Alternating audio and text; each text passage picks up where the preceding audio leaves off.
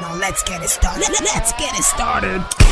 Play ball! Chelsea falls at Stamford Bridge. They lost that game against Fulham 2-1. It was a surprising defeat. They went ahead for Palmer scoring the first goal, that making 18 goals contribution for 18 games for Chelsea this season. In total, it's 51 goal contribution for 51 games for Chelsea, which is a fantastic result for that young man. But that game ended in a loss. They lost that game 2 goals, and they considered in the 95th minute, almost the last kick of the game, to lose that game 2-1. Okay, guys, if you look at that game, Palmer, we're talking about Palmer. Okay, first of all, what went wrong with Chelsea? Because them losing at home is, it's like this. I think it's only City in the beginning of season that won at the Bridge. Apart from that, they have actually managed their games well in the Stamford Bridge. They drew some, won some, but this game against Fulham, everybody know that Fulham is in form. But losing at Stamford Bridge 2-1 is somehow. What do you make of that game?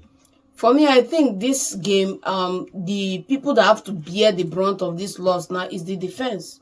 It's the defense because you've been complaining about that defense since day one. I've been complaining about it because you look at people who are going to start for you. We know Rich James is not available. We know some other key players in that defense are not available. The people who are available have been making serious mistakes. Now, you look at Chelsea, you look at the midfield is sound. You look at the attack is sound.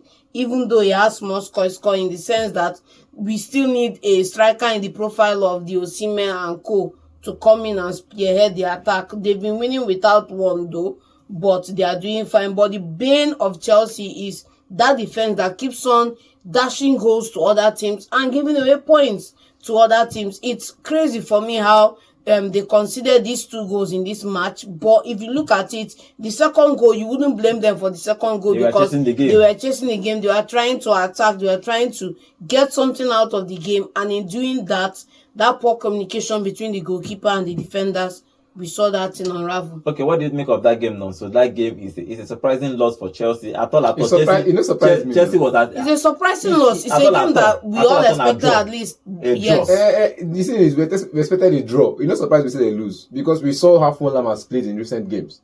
We saw the performance that is there, and we know that this Chelsea's defense can misbehave.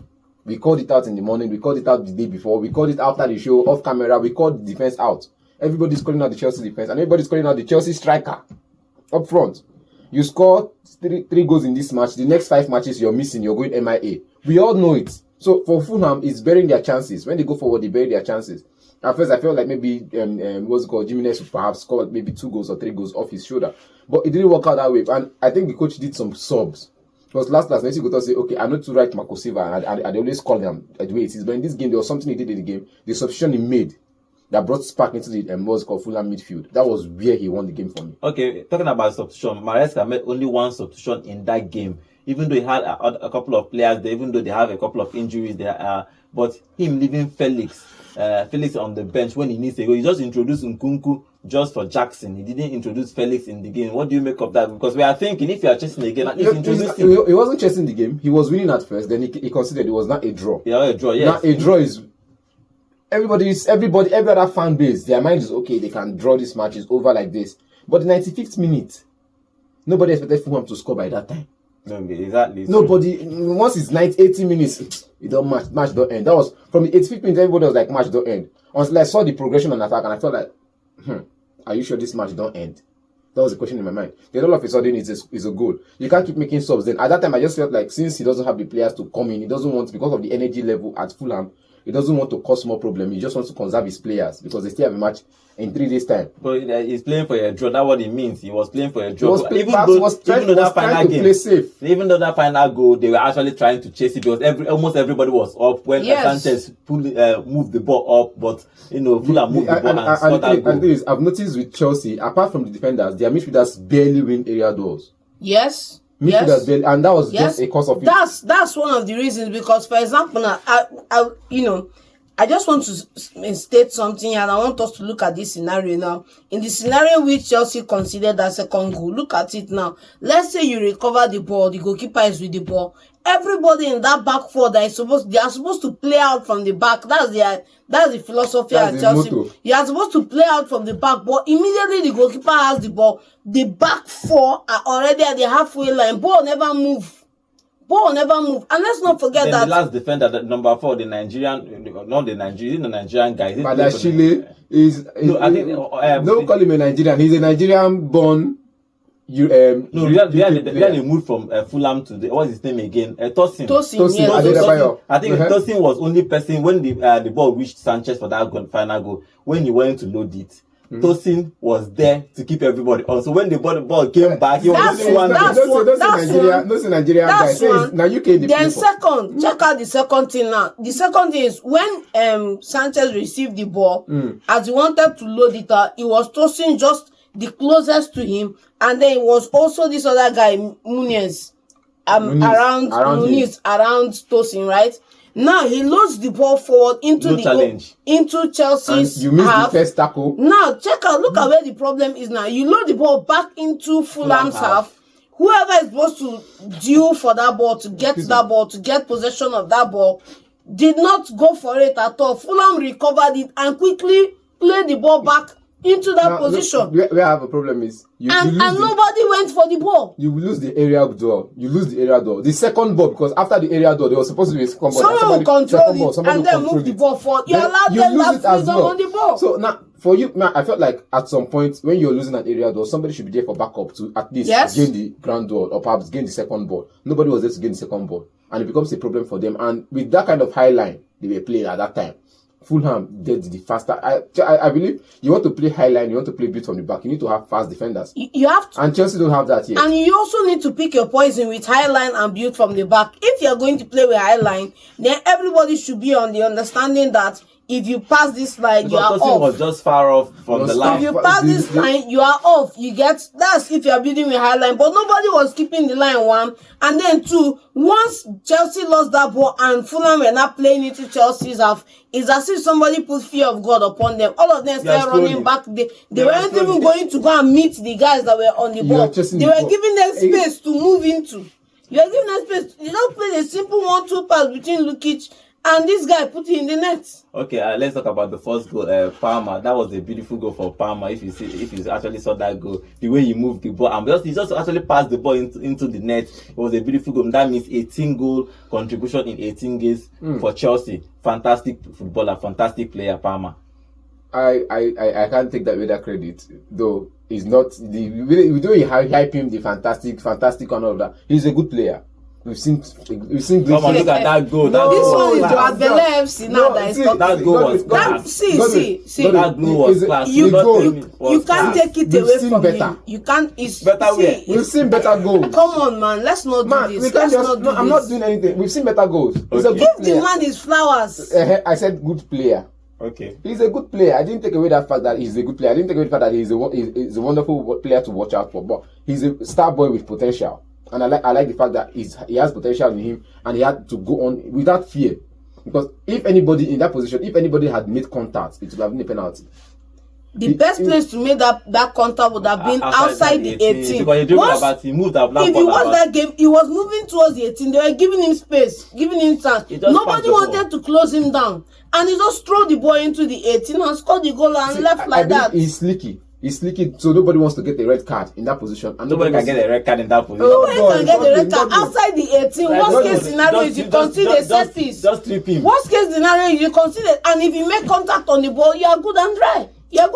But okay. I felt that nobody showed initiative to stop the run of play. Nobody showed initiative to, at least if you are marking somebody now, and the person, there's how you're marking somebody, you're setting in space where it's going to go to, it's going to be in dead space. He can't execute, he can't do anything. Nobody was doing that, and they were just giving Baba free access. Come and score the goal. Apart from that, I think that goal was still a class goal from Palmer. Classic goal from Palmer, doubt. but our Chelsea defenders failed them. They considered 2 goals, especially that final goal. It broke everybody's heart. That final goal, I thought the way the away fans was shouting, everybody was rejoicing. I think it was a good game plan for Silva.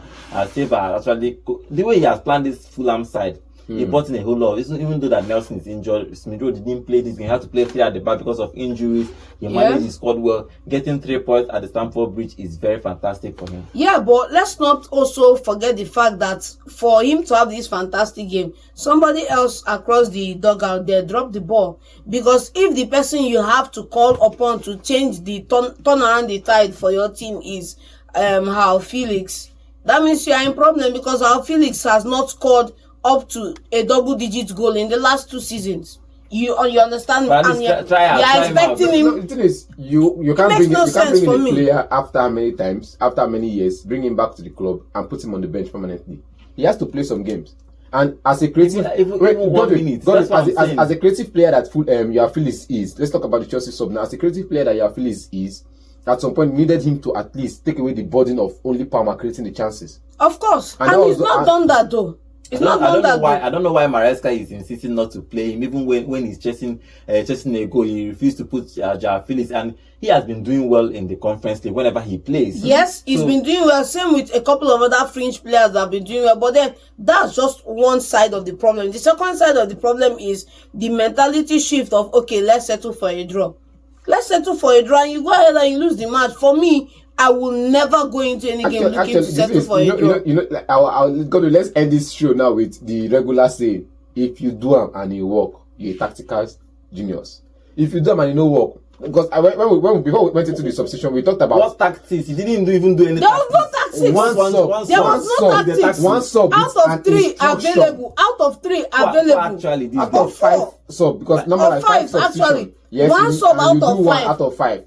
It was a message. They gave it to the sent. Maybe the other players were on top of their game. You saw that everybody was doing what he expected them to do. Wow. But needed just one person to change the game a little. Wow. But it didn't work out. So we won't blame you. Okay. I'm finding it hard to believe that it's just one person out of the 11 players that started this game that was needed to change the game. But how far now? Okay, finally, Maresca, he keep insisting that he's not in title challenge. So I saw something on social media before we entered this show, and someone was saying, I don't know why Chelsea fans are angry. Your coach said that you people are not entitled to challenge, so why are you angry that you people lost a game? So I think I won't say that words follow people, but I think he's managing expectation. Now you're going to go to the press and tell them, I told you guys we are not ready yet. But generally, do you think that they can challenge for this league? Finally, that's what I want to ask. From the beginning of the season, we already said it. You're not in the title. You cannot challenge. I was of the opinion of Chelsea not being in the top 4 competition this season. I said it earlier this season, and they are being in the top 4 competition. They are surprising me myself. So if you say title race, just count it out. Not everybody will know. Even top 4 supposed hard for them. John, do you think that they can still manage? That's where I disagree. It's fine to manage opinions, manage expectations. It's fine. Some coaches have failed to do that, and they're out of the job in the north now. They are somewhere sipping my ties, relaxing, waiting for the next phone call. But perfect job in managing expectation. Another perfect job in using what you have to get to where you are right now in the Premier League. Yes, they are in the title challenge, even though we say he's not in the title challenge, right? They are in the title challenge, and they have what it takes to go all the way if they want to. It's just an issue of fixing that defense and the attack line. If you look at how much they have been invested in the squad in the past two years, they should be in the title challenge. But for Chelsea in this game, in Stamford Bridge, they lost that game. They really lose at Stamford Bridge, but in this game, Fulham surprised everybody and got all 3 points. It was very good game for their coach, Marco Silva, to get the 3 points. I think Iwobi played a fantastic football. You don't want to talk about Iwobi, but if you look at the way Iwobi played that game, he was fantastic. Iwobi is part of their mainstay in this Fulham side, and he has been creative. He works hard. He was tracking bad. He was tackling. He was creating chances. Iwobi, kudos to Iwobi, because he was the part of the instrument for Fulham to win this game. For Chelsea need to go back to the drawing board, because this is the back-to-back game. It's the home. They drew at Everton last week. They lost 2 points. Now they are losing 3 points. So that means 5 points in Stamford Bridge in last 2 games, which is very poor for Chelsea. So they need to go to drawing board to see where they are getting it wrong to fix it. But as for Palmer, good game for him. As for Iwobi, good game for him. No doubt. But finally, good 3 points for Fulham and good 3 points for Marco Silva.